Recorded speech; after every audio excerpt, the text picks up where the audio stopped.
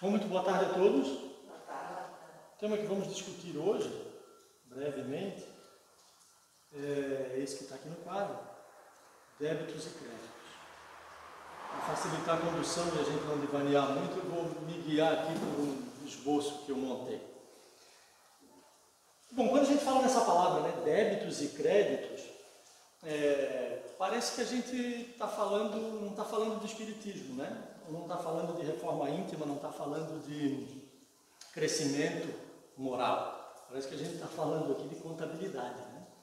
E é verdade, débitos e créditos, essa relação entre débito e crédito foi proposta por um frei italiano que morava em Veneza, chamado Luca Pacioli.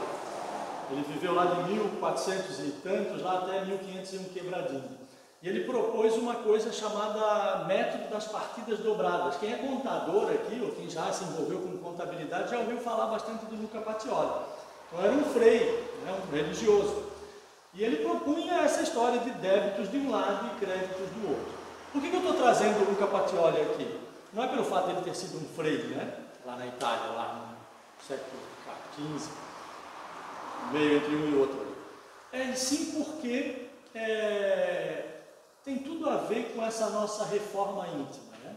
Essa nossa melhoria, essa nossa tentativa de melhorar. A gente está sempre lidando com coisas boas que a gente faz e coisas não tão boas que a gente faz. Isso acaba gerando débitos de um lado e créditos do outro. A gente pode entender isso dessa maneira, certo? Fazendo uma analogia aí, uma conta, né? Uma coisa que a gente usa todos os dias. Mesmo quem não é contador tem que lidar com isso nas finanças da casa, né? O que entra e o que sai. Então, quer dizer então que se a gente olhar por esse ângulo, parece que todo mundo está aqui para pagar contas, então, né? Já que a gente tem débitos e créditos aí, além de pagar aqueles boletos que vêm lá, da luz, do telefone, do aluguel, da internet, etc. e tal, a gente também tem que pagar contas nossas. Mais ou menos, digamos assim, né? Existiriam aqueles que têm contas para pagar, muitas contas, aqueles que não têm tantas, e até alguns aqui entre nós não têm mais conta para pagar, não desse tipo das nossas aqui, pelo menos, certo? Então, a gente está aqui exatamente, não é com o motivo de pagar conta, né? O objetivo de pagar conta. A gente está aqui para andar para frente, para evoluir, para crescer, para ser cada dia melhor, para fazer a tão falada reforma íntima, né, que o Espiritismo apregou. Mas, na questão 132 do Livro dos Espíritos, está escrito assim, tá? A questão 132 trata da lei do progresso, e fala lá, qual é o objetivo da encarnação dos Espíritos? Então ele deixa bem claro, Deus lhes impõe a encarnação para os Espíritos, ou seja, por que a gente está aqui? Deus lhes impõe, a gente não pode dizer que não quer, está imposto, a gente tem que encarnar aqui, nesse momento da nossa vida, com o fim de fazê-los chegar à perfeição. Então a gente precisa evoluir. Quantos de nós aqui são perfeitos? Aqui na Terra, será que tem alguém aí perfeito? Alguém já esteve aqui perfeito? Já teve alguns aqui perfeitos. Por isso, nem todo mundo que está aqui para pagar contas. Tem alguns que têm mais contas para pagar, outros têm menos contas para pagar, digamos assim, e outros não estão nessa situação, tem um outro motivo para vir aqui. Vamos falar um pouquinho deles em seguida, né? Mas aí alguém pode se perguntar, se é para progredir, que eu estou aqui, né? Não é necessariamente para pagar contas, é para alcançar a perfeição, aí diz assim, mas como é que eu vou progredir se tudo der errado na minha vida? Né? Ou as coisas não caminham certo para mim, não andam direito, eu vejo o amigo lá do lado, o vizinho do outro lado, para eles parece que tudo funciona bem, e para mim as coisas parecem que não funcionam bem. Como é que eu vou progredir desse jeito? Eu não consigo me levantar. E aí alguém pode ficar se questionando, né? Mas e agora? Como é que eu vou fazer isso? Como é que eu vou evoluir se eu não consigo nem levantar? E aí a gente começa a obter respostas, né? E as respostas vêm de uma coisa que a gente chama, de forma geral, não é uma palavra do Espiritismo, é uma palavra muito mais antiga, é uma palavra que já era discutida, é uma palavra do sânscrito, né? Lá, uma linguagem muito antiga, lá, que é muito utilizada pelos hindus, chamada de karma. Embora a gente tenha se apropriado, todo mundo já ouviu falar aí da palavra karma. Né? Então assim, se não dá para progredir, se eu não consigo andar para frente, como é que eu vou progredir? Aí a gente lembra disso, esse tal de karma. Que tal de karma é esse, né? Esse karma, na verdade, é o resultado dessa continha de débitos e créditos, de tudo que a gente já fez, como espíritas aqui. A gente tem que entender que nós somos espíritos eternos, já tivemos outras encarnações.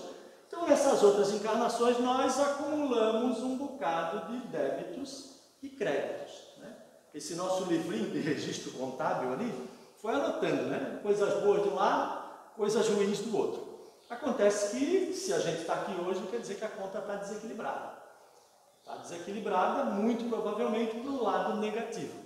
A gente mais deve do que tem a ver aí nessa história toda. E daí, então, se a gente está aqui por conta dessa situação, a gente tem 3 motivos. Um é porque a gente mais deve.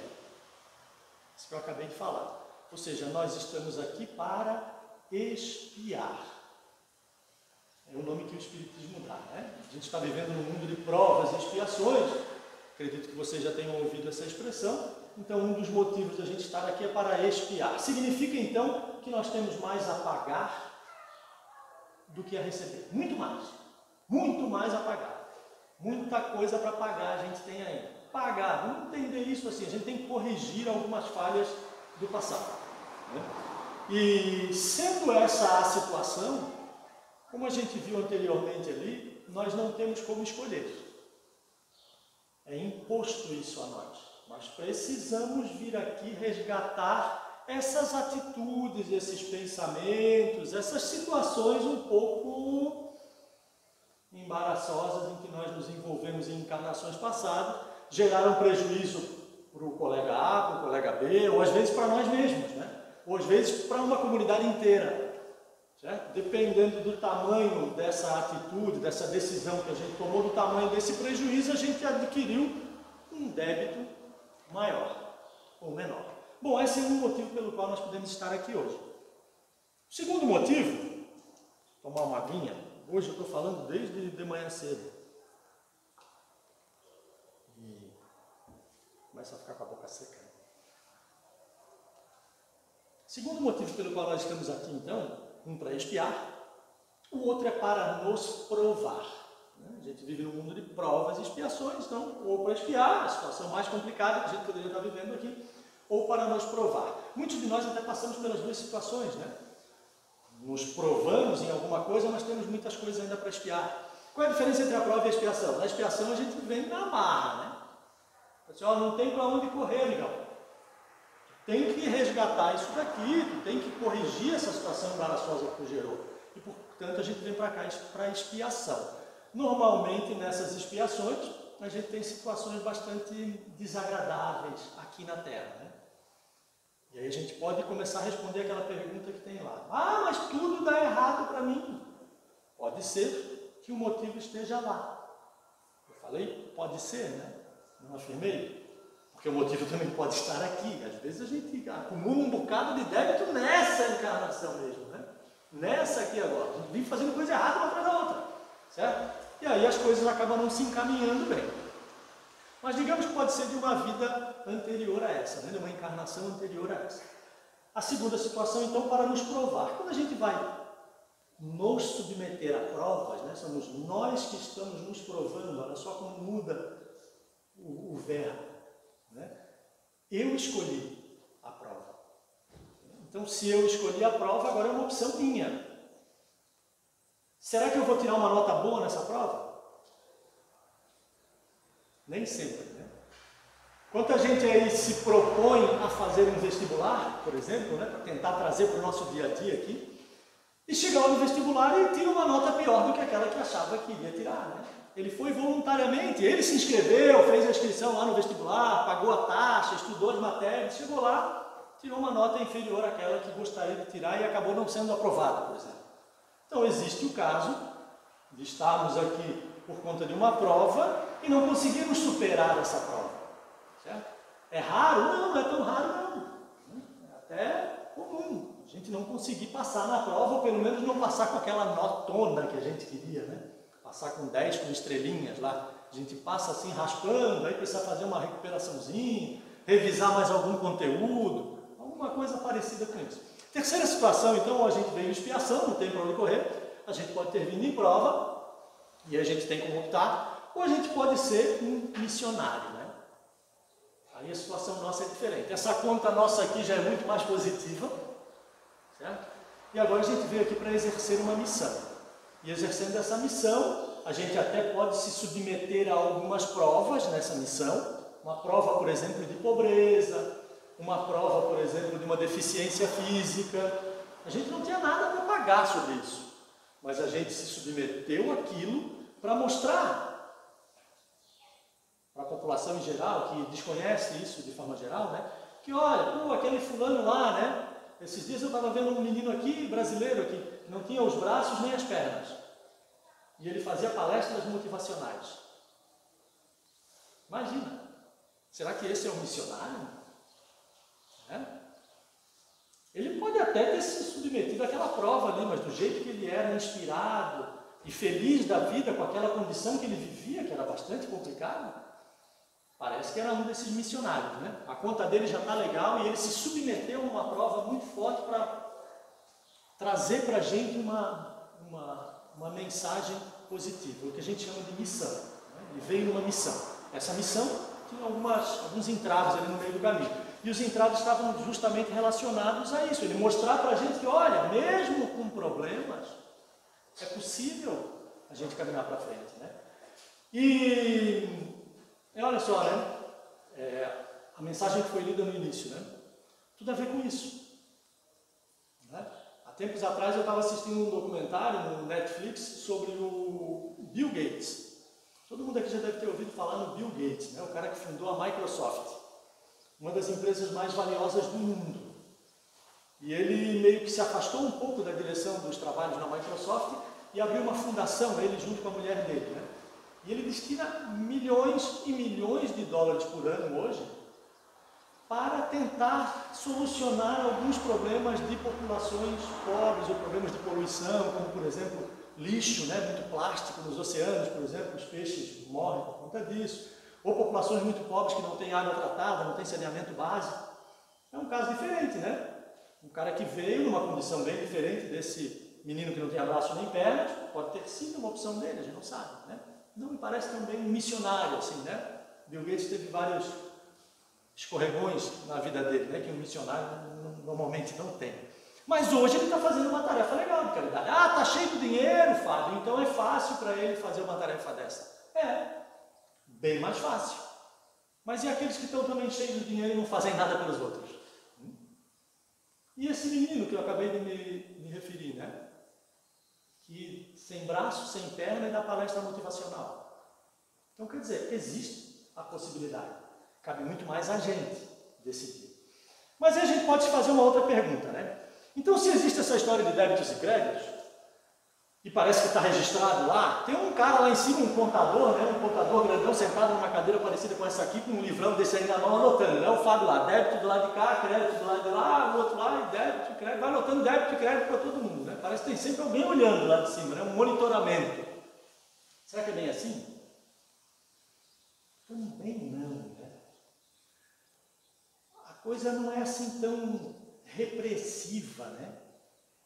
A coisa é mais de responsabilidade nossa, né? Tem uma pergunta lá no Livro dos Espíritos, pergunta 621, que ela fala assim, ó, onde está escrita a lei de Deus?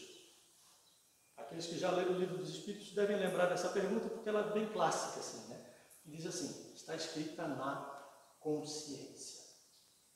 Onde é que está essa história de débitos e créditos? Aqui. Ah, mas se está aqui, quando eu desencarnei, passei para o lado de lá, e a turma vai me mandar encarnar de novo, como é que eles vão saber se está só aqui? Será que a turma do lado de lá não tem condições de ver o que está aqui? Tem, né? A turma do lado de cá tem, né? Quantas pessoas têm essa capacidade, né? Imagina a turma do lado de lá. Então, assim, aquela história de a minha vida é um livro aberto, as nossas vidas são livros abertos para eles lá. Não tem um segredinho que a gente possa ocultar. Então, todos os débitos e créditos que acumulamos durante essa jornada, essa aqui em especial, está registrada. As anteriores continuam registradas. Né? E cada vez que a gente reencarna aqui, então, ou encarna aqui, né? A gente separa alguns, digamos assim. A turma lá é bastante conscienciosa, né? Sabe que as nossas costas não são tão largas e que a gente não conseguiria resolver todos de uma vez só, entrega alguns para a gente, ó. Leva esses débitos aqui, ó, vai ver o que tu consegue resolver agora, por favor, né? Vê se... E a gente recebe mais uma chance.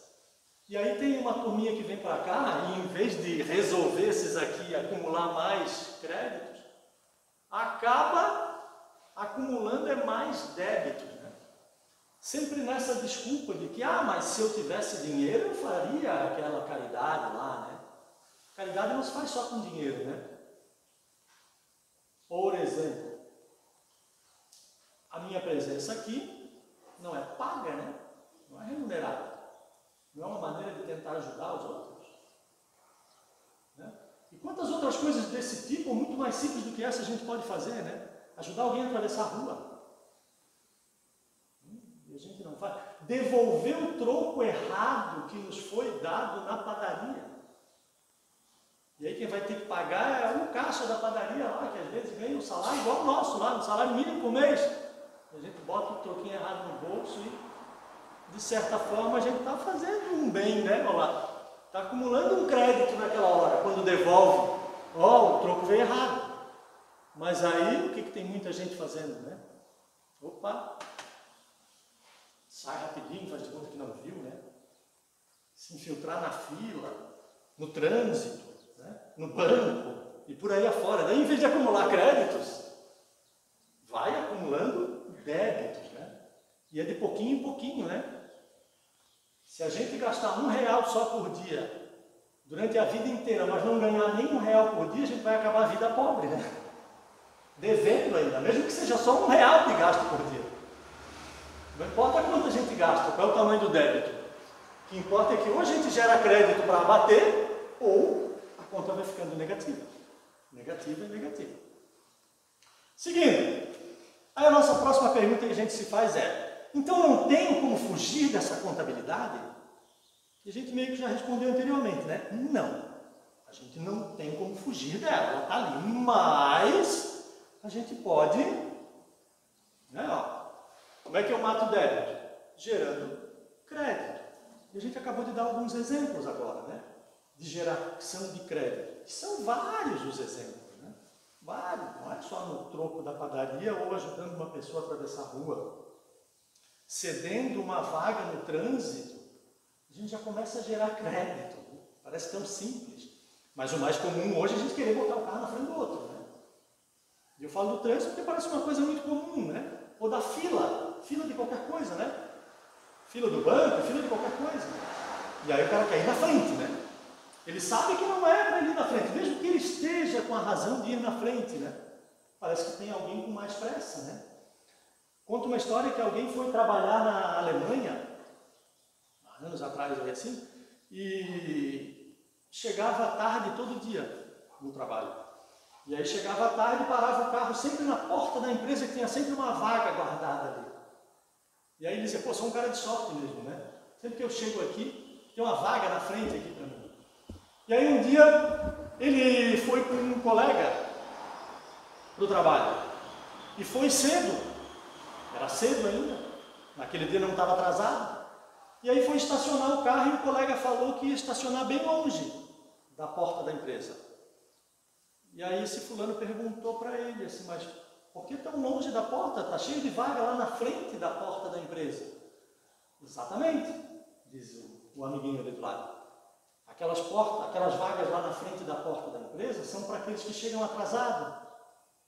Afinal de contas já estão atrasados, né? Não vão poder fazer esse percurso todo. Nós que chegamos cedo, podemos parar o carro lá longe e a gente dá essa caminhada até a empresa, porque a gente tem tempo sobrando.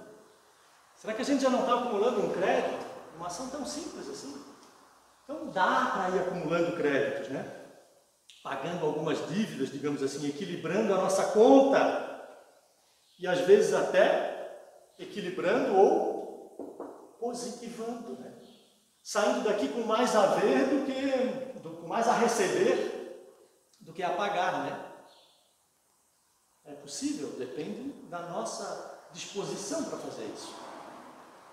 Seguindo, e a gente pergunta em seguida, né? Como que a gente faz isso, então?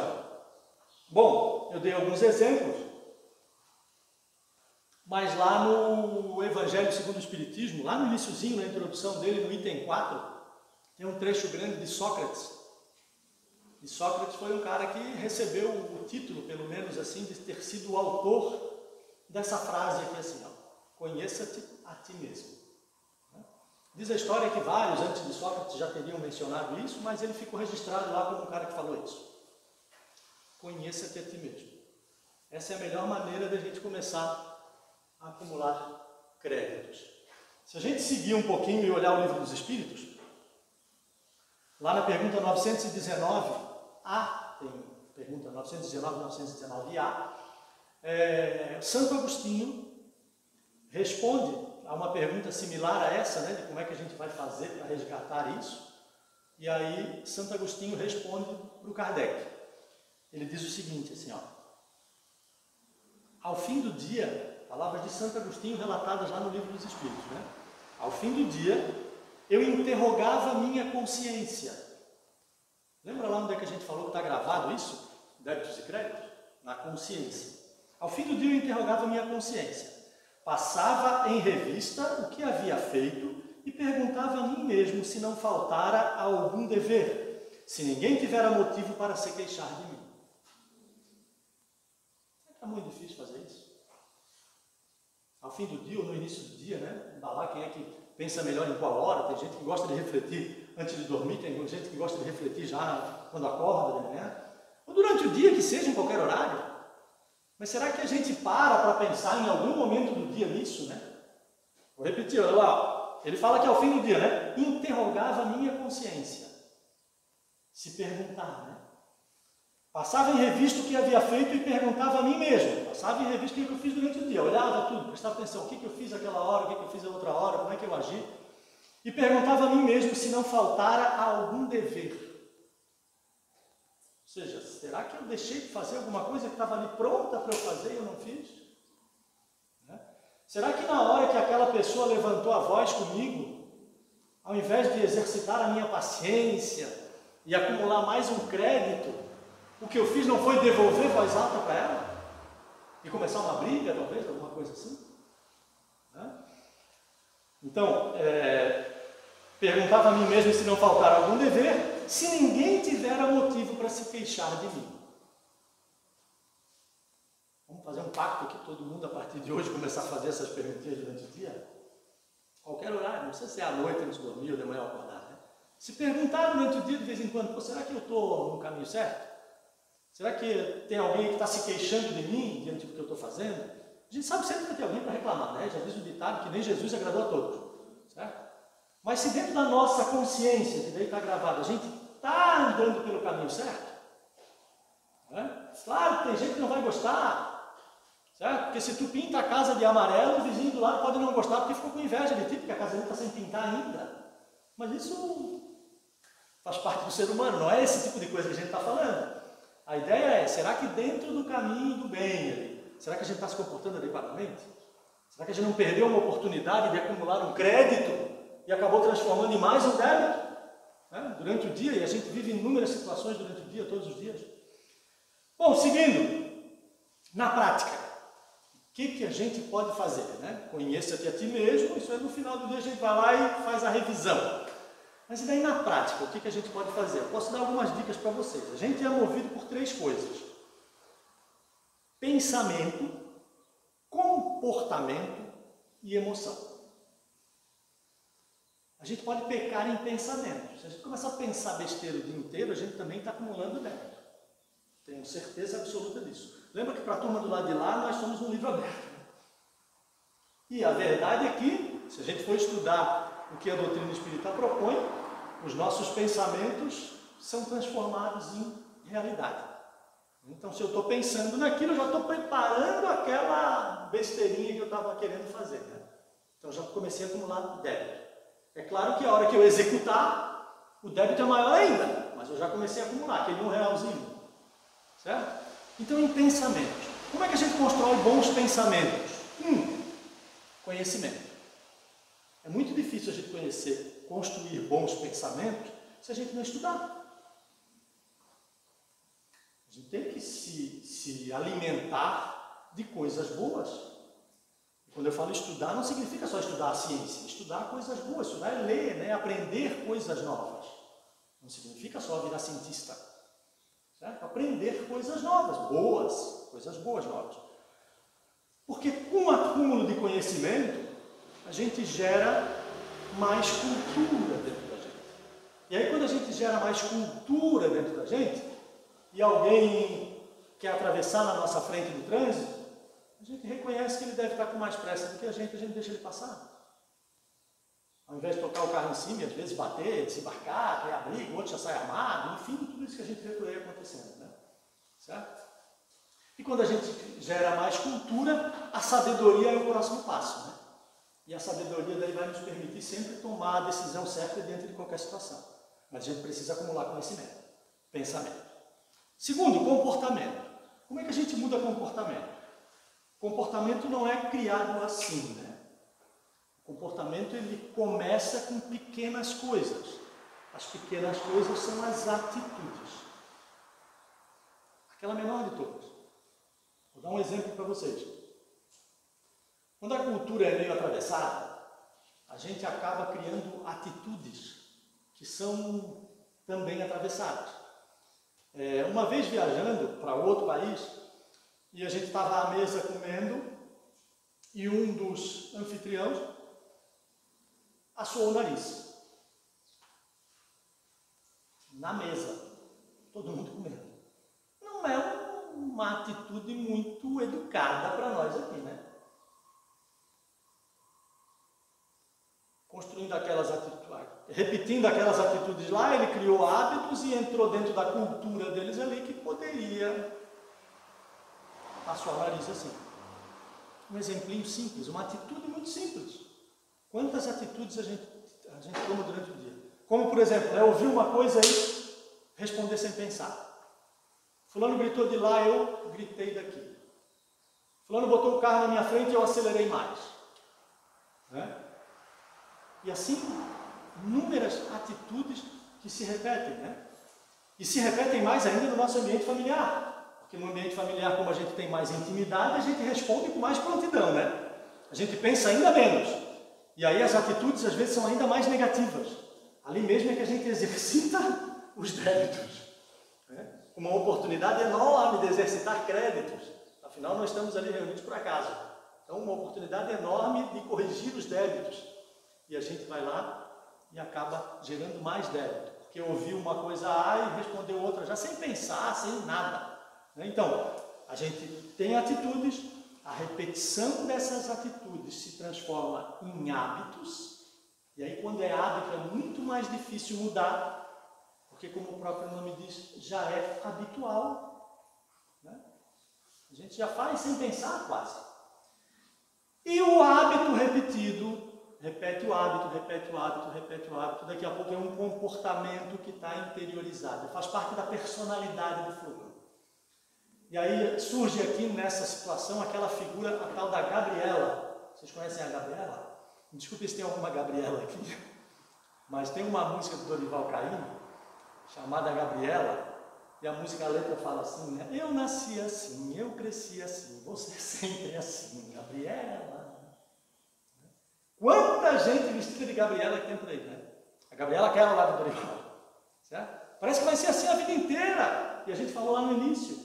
A gente veio para cá para se aperfeiçoar, para evoluir. E aí o fulano vai lá e responde para o outro. Eu sou assim mesmo. Eu não levo desaforo para casa. A comida é assim, bateu, levou. Quantas vezes a gente já ouviu isso ou a gente já fez isso, né? Quando na verdade o objetivo era a gente se melhorar, né? Passo a passo, aproveitar as oportunidades para eliminar os débitos. Como que elimina débito? Gerando crédito. Conta simples, lembra lá do Luca Pacioli? Né? Débitos e créditos, de um lado e do outro. É como uma continha lá financeira em casa. Certo? E por fim, então, as emoções. Bom, como é que a gente trabalha as emoções? Eu queria aqui separar com vocês emoção e sentimento. Vamos pensar que sentimento é o amor, por exemplo. Então, sentimento é um conceito, né? Uma coisa grande, assim. Agora, a emoção é como é que eu trato isso. Então, imagina que eu, diante desse sentimento, amor, trabalho isso de maneira atravessada, né? Boto as minhas emoções ali complicadas e transformo esse amor numa paixão cega.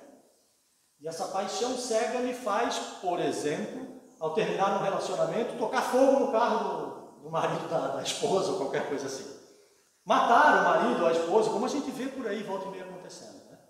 Existia um sentimento muito bonito, o amor, que infelizmente, de acordo com os nossos pensamentos e os nossos comportamentos, lembra? Atitude, né? O dia todo fazendo besteirinha aqui, fazendo besteirinha, daqui a pouco já é automático.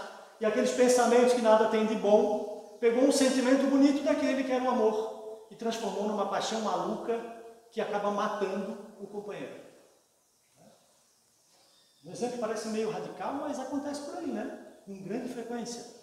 E claro, eu dei um exemplo extremo, mas quantas outras emoções negativas a gente cria, né? Por exemplo, ciúme, inveja, orgulho, ódio. Tem gente que tem ódio na palavra, né? Ah, eu odeio isso, odeio aquilo outro. Não consegue conversar com o cara meia hora se ele falar que odeia alguma coisa, vocês já viram? Odeio isso, odeio aquilo outro. Ele já saiu do pensamento, lembra que a gente falou antes? Já está na palavra. Quer dizer, para ele odiar de verdade, fazer uma ação odienta, é um já. Então, pensamento, para a gente gerar cultura, sabedoria. Comportamento, para a gente gerar uma personalidade estável, né? E emoção equilibrada, para a gente não viver disso assim, né? Uma hora está lá, outra hora está depressivo lá, querendo se matar, e aí tem mais um monte de casos desse tipo também, né? É o próprio fulano que se mata, né? Aí outra hora está lá, 1000 por hora, aí a pessoa mais feliz do mundo, aí publica foto em todos os Facebooks da face da Terra, cria várias contas para criar vários perfis, e só alegria, né? Aí na semana seguinte, é uma depressão só. Onde é que está o equilíbrio emocional, né? É isso que a gente precisa exercitar aí. Mas é muito difícil exercitar a emoção, equilíbrio emocional, sem exercitar pensamento e exercitar comportamento. Né? Para finalizar, o resultado disso? O resultado é que, agindo, né, pensamento bom, comportamento bom, emoção boa, a gente gera créditos. Pensamento bom, comportamento ruim, emoção ruim, a gente gera mais débitos. A gente vai ter que voltar para cá para pagar isso, a gente já sabe disso, né? Deus lhes impõe, a gente falou lá no começo, a encarnação para tentar equilibrar a conta. Então, fica a mensagem para vocês, em algum momento do dia, né? Antes de dormir, ao amanhecer, depois do almoço, qualquer hora que der uma relaxadinha, faz igual o Santo Agostinho. Dá uma revisada no que está fazendo durante o dia, ou no dia anterior, caso tenha esquecido do dia anterior, né? Como é que eu posso corrigir isso? Não adianta se culpar, não adianta querer se chicotear, né? Não adianta nada disso. O que adianta é começar a gerar crédito dali para frente. Só isso, é simples assim, só gerar crédito. E gerar crédito não significa que precisa ser o Bill Gates para doar milhões, né, para uma instituição de caridade, para gerar, né, para encontrar soluções para pessoas que estão em necessidade. A gente pode gerar créditos de pouquinho em pouquinho. Certo? Obrigado. Espero que a mensagem entre nas nossas cabeças, né? Que tem que entrar na minha também. Eu não sou perfeito aqui, volta e meia, eu também esqueço de fazer a revisão durante o dia, também dá umas pecadinhas aqui e ali, né? Nem tão pouquinhas assim. É isso, gente. Muito obrigado. Até a próxima.